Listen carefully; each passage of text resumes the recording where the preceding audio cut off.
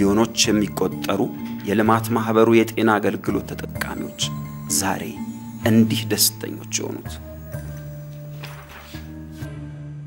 በማህበሩ ስም በጣም እኔ በተለይ በመሰራቱ ከልቤ ነው በጣም ደስ ያለኝ። በጣም ነው እናመሰግነው። አልማ ነው የመጀመሪያ እዚህ ከባቢ ላይ ህብረተሰቡን ከችግር ያወጣው ብሎ መናገር ይቻላል። ምክንያቱም አልማ የህዝብ ነው፣ ህዝቡ ያልማ ነው።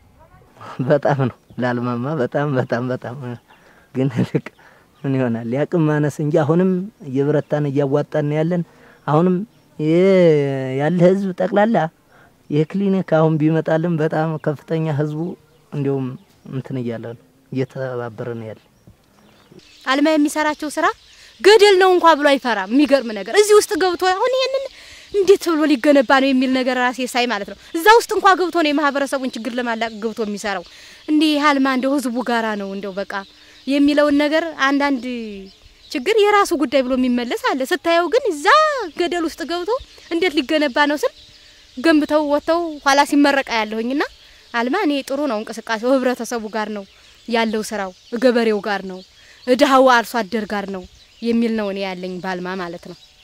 ትምህርት ቤት ለመስራት 6-7 ሰዓት ጉዞ አሸዋ ሲሚንቶ ቆርቆሮ ባህያና በሰው ትከሻ እየተጓጓዘ የተሰሩ ናቸው በርካታዎቹ ትምህርት ቤቶች በርካታዎቹ ጤና ኬላዎች። ያልማጋ እንደ አንድ ምልክት ተደርጎ ሊወሰድ የሚችለው ነገር ብዙ ፈተና አጋጥሞታል በስራው ላይ በሂደቱም በታሪኩም ብዙ ፈተና አጋጥሞታል። ግን ስራውን ዴይ ቱ ዴይ ኦፕሬሽኑ ቀደም ብዬ እንደገለጽኩት አስቸጋሪ ከሆኑ ቦታዎች ጋር የተያዘ ነው። ስለዚህ ጽናቱ ነው ትልቁ ምልክቱ ብለን ልንወስደው የምንችለው ነገር።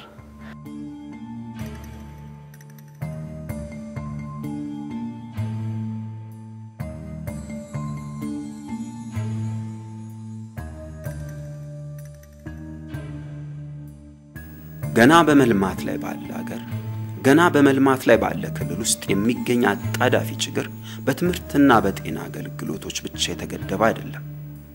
ከከተሞች መስፋፋት ጋር ተያይዞ በስፋት መታየት የጀመረው የሥራ አጥ ወጣቶች ችግር በአማራ አቀፍ ልማት ማህበር ትኩረት አግኝቷል። እነዚህ ትልልቅ ከተሞቻችን ባህር ዳር፣ ጎንደር፣ ደሴ፣ ደብረ ብርሃን፣ ደብረ ማርቆስ፣ ደብረ ታቦር፣ ወልዲያ እነዚህ ትልልቅ ከተሞቻችን ሌላው ቀርቶ አዲስ የተፈጠሩት ዞኖች እና አዲስ ቀዳም አዊ ዞን እና ሰቆጣ እና ከሚሴ በርካታ ወጣት ስራ አጥ ኃይል አላቸው። የወጣት መሰልጠን አለበት። የወጣት እድሎች ሊፈጠሩለት ይገባል። እኛ ማህበር በዚህ ረገድ በጣም ትልቅ ልምድ አለው፣ ትልቅ ተሞክሮ አለው። ከ7 ያላነሱ ልጆችን አሰልጥነናል። እኛ በመሰረታዊ ኮንስትራክሽን ሙያዎች፣ በሂሳብ አያያዝ ሙያዎች፣ በኮምፒውተር አጠቃቀም ሙያዎች፣ በልብስ ስፌት ሙያዎች አሰልጥነናል ከ7 ያላነሱ። ዛሬ ወጣቶቹ ያገኙትን ሙያ ይዘው ወጥተው ራሳቸውንና ሀገራቸውን ማቅናት ጀምረዋል። እኔ ስራ አጥ ወጣት ነበርኩኝ በሰዓቱ እዛን ሰዓት በ1989 አካባቢ በጣም ተጨናንቄና ስራ አጥ ሆኜ እንደዚህ ስቀመጥ አልማ ማሰልጠኛ ያሰለጠነ ሲባል እዛ ማሰልጠኛ ለመዘገብ ሄድኩ። ተመዘገብኩ በሃይቅ አምባሰል ወረዳ ማለት ነው። እዛ ሰልጥኜ ለ4 ወር ሰልጥኜ መጣሁ። ትጥቁንም ሁሉንም ነገር ያው አስረክቦኛል። ከዚያ በኋላ ወደ ስራው ተሰማራሁ።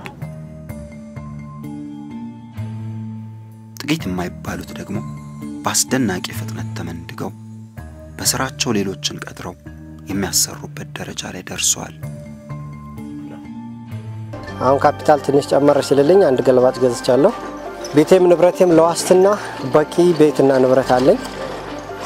እኔም ደግሞ የታግንቼ የአልማን ሁኔታ በካስኩት በሚል ባለፈው የሆነ መሰረት ድንጋይ ሲጥል ራሱ አስተዋጽኦ አድርጌ ያጠባኝን ጦት እንደመክፈል ቢሆንም ጨርሼም ባልከፍለውም እስከ 5000 ብር ለግንባታው ራሱ መስዋዕት አደርግላችኋለሁ ብዬ ቃል ገብቻለሁ።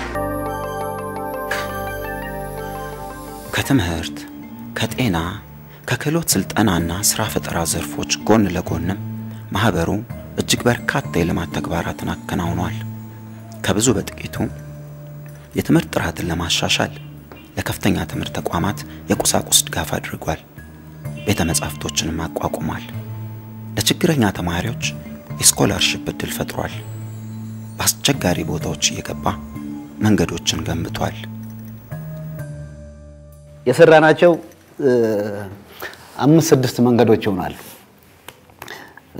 አንደኛው ትልቁ መንገድ ከሳንጃ ማሰሮ ደንብ የሚባለው ታች አርማጮ ነው። ሳንጃ የሚባለው ከጎንደር ሁመራ በሚሄደው መንገድ ላይ የምትገኝ አንዲት ትንሽ ከተማ ነች። ሌላኛው መንገድ ሮብ ገበያ ድጎ ጽዮን ወደ ቢቡኝ ወረዳ የሚወጣው ምስራቅ ጎጃም ውስጥ የሚገኝ መንገድ ነው። ይሄ 50 ኪሎ ሜትር 55 ኪሎ ሜትር ገደማ መንገድ ነው። ሌላ ዋግምራ ውስጥ 18 ኪሎ ሜትር መንገድ ሰርተናል። ሌላ ትንንሾች ወደ 9-10 ኪሎ ሜትር ወደ ሰሜን ፓርክ የሚገባ መንገድ ሰርተናል ወይም ጠግነናል። ወደ ጭስ አባይ የሚሄድ የ1-2 ኪሎ ሜትር መንገድ እንደዚሁ ሰርተናል 85-86 አካባቢ። እዚህ ዋድላ ወሎ ውስጥ አንድ ትልቅ ድልድይ ሰርተናል። በአመት 7-8 ሰው ይወስድ የነበረ ወንዝ ላይ 7 ያህል ቤተ መጻሕፍት ተገንብተዋል። ትልልቅ ቤተ መጻሕፍት ናቸው እነዚህ። በጣም ጥሩ አገልግሎት እየሰጡ ያሉ ናቸው። ደብረ ታቦር፣ ደብረ ብርሃን፣ ወልዲያ፣ ሰቆጣ፣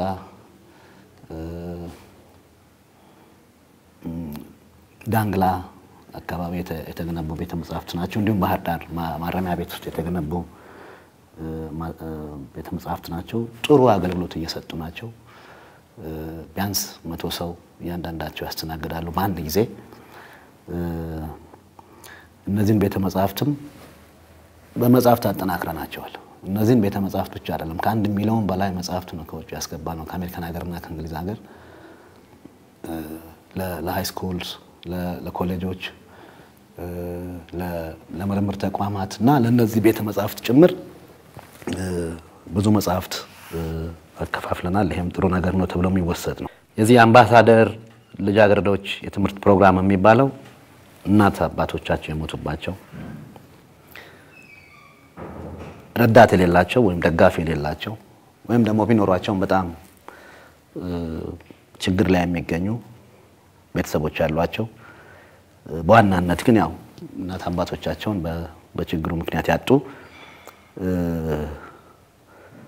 ልጃገረዶች ናቸው። ከነሱም ጋር ወንዶችም አሉ። 120 ሴቶችና ወደ 66 የሚሆኑ ወንዶች አሉ። ያው ለትምህርት ቤት ድጋፍ ነው የሚሰጣቸው ለደፍተር፣ ለዩኒፎርም እና ለአንዳንድ ቤዚክ ፍላጎቶቻቸው የሚሰጣቸው ገንዘብ ነው። ብዙዎቹ ውጤታማ ናቸው። ዘንድሮ 42 ዩኒቨርሲቲ ገብተዋል ከሴቶቹ መካከል። ይሄ በጣም ትልቅ ነገር ነው። ለኛ በጣም ደስ የሚለን ነገር ይሄ ነው። ውጤት አግኝተንበታል መጨረሻ ላይ። እኛ ባልም የምንረዳው